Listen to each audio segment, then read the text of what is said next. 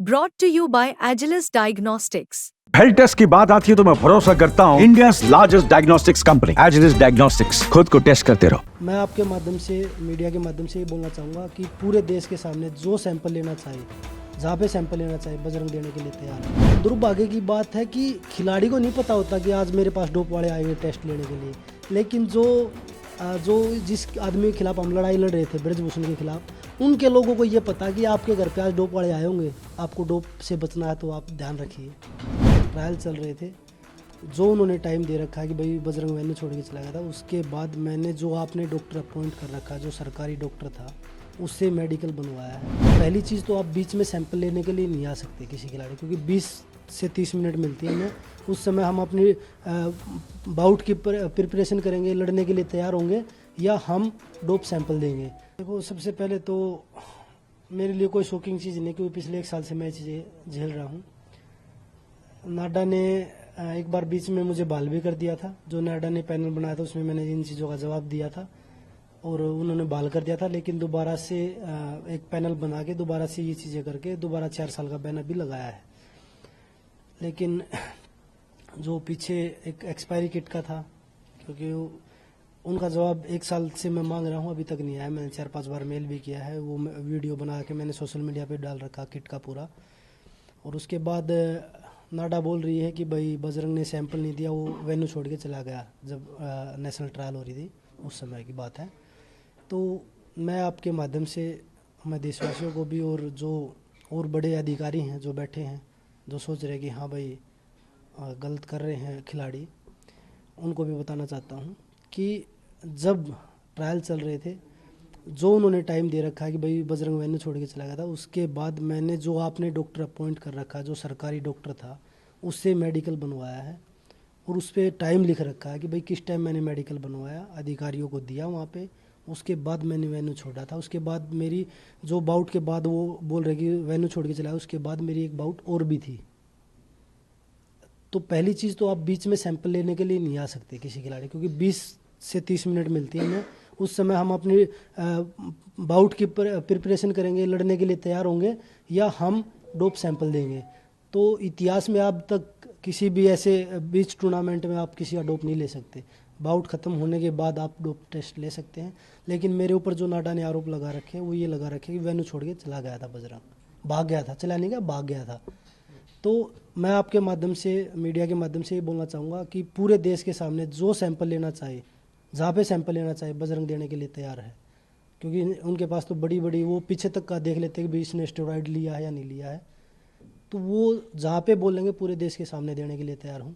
लेकिन आज भी वही सवाल है कि जो एक्सपायरी किट लेके आए थे, उसका जवाब मुझे आज भी चाहिए है।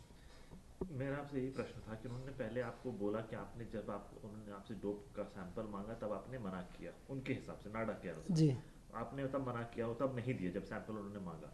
और फिर उसके बाद उन्होंने आपको नहीं देने पर उन्होंने आपको नोटिस भेजा, लेकिन आपका उधर से जवाब ये है कि उन्होंने जो डोप के लिए जो मटेरियल भेजा जिसमें आपको सैंपल देना था वो एक्सपायर्ड था। ये पूरी बात। पहली चीज़ तो मैंने उनको मना नहीं किया। दूसरी चीज़, वो बोल रहे कि भाई वो एक्सपायरी किट पहले सैंपल में थी, कि भाई हम दिसंबर में आए थे, उस समय वो एक्सपायरी किट थी। उसका जवाब आपने दिया? अभी तक नहीं दिया। मैंने 4 मेल कर चुका हूँ, 4 से 5, एग्जैक्ट मुझे याद नहीं 4 मेल किए हैं या 5 किए हैं, लेकिन मैं उनको 4 से 5 मेल कर चुका हूँ कि भाई आप मुझे इसका जवाब दीजिए। दूसरी चीज़, जो आपने आरोप लगाया कि बजरंग वैन्यू छोड़ के भाग गया है, वो मेरे पास टाइम के साथ प्रूफ है कि भाई मैं वेन्यू में ही था। उसके बाद मैंने मेडिकल बनवाया है। उसके बाद मैंने अधिकारियों को मेडिकल दिया है अपना कि भाई नेक्स्ट बाउट जो है 20 मिनट बाद थी, वो बाउट मैं नहीं खेल पाऊँगा, मेरे डॉक्टर ने मना कर दिया था। लेकिन उसके बाद नाडा ने जो ये मेरे ऊपर जो ये लगाया है, तो इसका सीधा सीधा ये है कि भाई हम महिला खिलाड़ियों के साथ खड़े थे।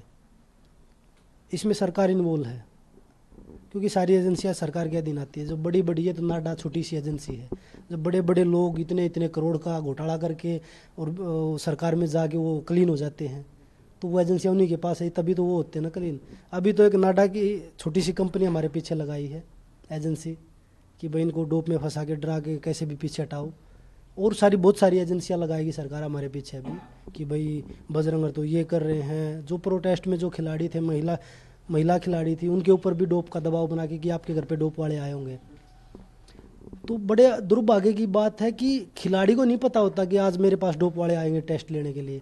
लेकिन जो जिस आदमी के खिलाफ हम लड़ाई लड़ रहे थे, ब्रजभूषण के खिलाफ, उनके लोगों को ये पता कि आपके घर पे आज डोप वाले आए होंगे, आपको डोप से बचना है तो आप ध्यान रखिए, आप पीछे हट जाइए। तो आप पूरी तरह से इस बात को ये कह रहे हैं कि हम पूरी राजनीतिक साजिश है। बिल्कुल राजनीति साजिश है। मैं पूरे देश के सामने बोल रहा हूँ कि जहाँ पे आए वहाँ पे सैंपल लेके जाए, चाहे वो किसी भी टाइम आए, 10 बार आना चाहे 10 बार आके सैंपल लेके जाए, प्रॉपर किट होनी चाहिए और पूरे देश के सामने दिखाए कि भाई ये खिलाड़ियों ने क्या खाया है।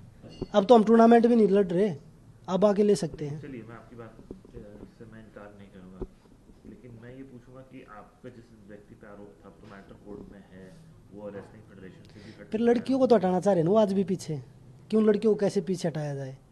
जो उस केस में गवाही दे रहे हैं लोगों को, उनको भी तो पीछे हटाया जा रहा है ना, कि उनको कैसे तोड़ के हम पीछे हटाए कि गवाही ना दे पाए वो लोग कि हाँ ये चीज़ें हमने देखी हैं। तो वो चीज़ें आज भी चल रही हैं। लोगों को ये लग रहा है कि भाई कोर्ट में केस चल रहा है। जब स्टार्टिंग में गए, जब 15 से 20 लड़कियां थीं, जब खेल मंत्री जी के सामने गए थे और उन लड़कियों ने रो रो के बताया था। आज वो लड़कियां जब कोर्ट में हम गए, जब FIR दर्ज हुई, जब 6 लड़कियां बच गई थी, वो उसमें एक को फिर पीछे हटा दिया, फिर 5 बच गई। उसके बाद भी उनको कैसे तोड़े कि भाई हम कैसे पीछे हटाएं इन लोगों को। तो वो काम आज भी चल रहा है कि भाई ना तो हम गवाही देने दें और ना हम जो लड़कियों की अभी तक गवाही कोर्ट में हियरिंग नहीं हुई है उनको कैसे पीछे हटाएं। वो काम आज भी चल रहा है। अब आपका अगला कदम क्या होगा? अभी मैंने कोर्ट में, कल मेरी कोर्ट में हियरिंग है, मैंने पहले ही डाल रखा था कोर्ट में कि भाई मुझे पता था, नाडा पे भरोसा मुझे पहले भी, क्योंकि नाडा देश में पहले भी बहुत सारे खिलाड़ियों के साथ ऐसे कर चुका है। तो मैंने कोर्ट में डाल रखा है। कोर्ट में पहले भी हियरिंग हुई थी, तो उन्होंने बोला कि एक बार जो पैनल कमेटी बना रखी है उसका एक बार क्या रिव्यू आता है वो देख लेते हैं, उसके बाद हम अपनी कार्रवाई स्टार्ट करेंगे। तो कल मेरी कोर्ट में हियरिंग है और ऊपर केस में भी जाऊंगा मैं, इंटरनेशनल जो जहाँ पे ये सारे मामले देखे जाते हैं, डोप के हैं ये सारी चीज़ें। तो मैं अपनी लड़ाई लास्ट तक लड़ूंगा, क्योंकि मेरे पास प्रूफ है सारे। जिस तरीके से वो आरोप लगा रहे हैं तो वो सारे प्रूफ है मेरे पास। ये नहीं कि भाई आप 5,000 रुपये 4,000 रुपये देके किसी भी सोशल मीडिया पे IT सेल के टट्टू को बिठा के आप ये सोचो कि भाई बजरंग को बदनाम करके आप पीछे हटा दोगे, तो वो आपके बस की बात नहीं है। सच्चाई के साथ लड़ रहे हैं, सच्चाई की लड़ाई लड़ेंगे और आगे भी लड़ते रहेंगे। तो आप कॉन्फिडेंट हैं कि आपका सारे प्रूफ हैं? बिल्कुल। देखो, अगर सारे प्रूफ नहीं होते तो मैं क्यों बोलता। मैं अपना जो बैन पहले भी खिलाड़ियों के ऊपर लगे हैं वो आराम से झेलते हैं। अगर मैं दोषी होता तो मैं आराम से झेलता इस बैन को, लेकिन मैं अपनी जगह ठीक हूँ और मेरे पास सारे प्रूफ है उस चीज़ के, तो मैं क्यों किसी से डरूंगा। हम अपनी हर चीज़ को मजबूती के साथ आगे बढ़ेंगे लेके। ये नाडा वाले जो फेडरेशन वाले, इन्होंने तो पहले भी खिलाड़ियों का कैरियर बर्बाद कर दिया। इनकी मिली भगत से ही तो खिलाड़ियों का कैरियर बर्बाद हुआ। 2016 के ओलंपिक में आप सबने देखा था, जो नरसिंह पहलवान का था, सुशील पहलवान का था, कैसे 2 खिलाड़ियों को आपस में लड़ा के फेडरेशन के लोगों ने, ब्रजभूषण ने उन लोगों को आपस में लड़ा के कैसे उन दोनों लोगों को ख़त्म कर दिया, बिल्कुल बदनाम करके। वो तो किसका नुकसान हुआ? वो देश का नुकसान हुआ। अगर कोई हमारा खिलाड़ी, चलो ठीक है, वो दोनों खिलाड़ी, भाई सुशील पहलवान जी 2 बार के ओलंपिक मेडलिस्ट थे, नरसिंह पहलवान वर्ल्ड के मेडलिस्ट हैं, एशियन गेम्स के और कॉमनवेल्थ गेम्स के मेडलिस्ट हैं। वो लोग नहीं चाह रहे तीसरे किसी खिलाड़ी को भेजते, क्योंकि कोटा हमने हासिल कर रखा था 74 किलो का, तो किसी तीसरे खिलाड़ी को तो भेजते।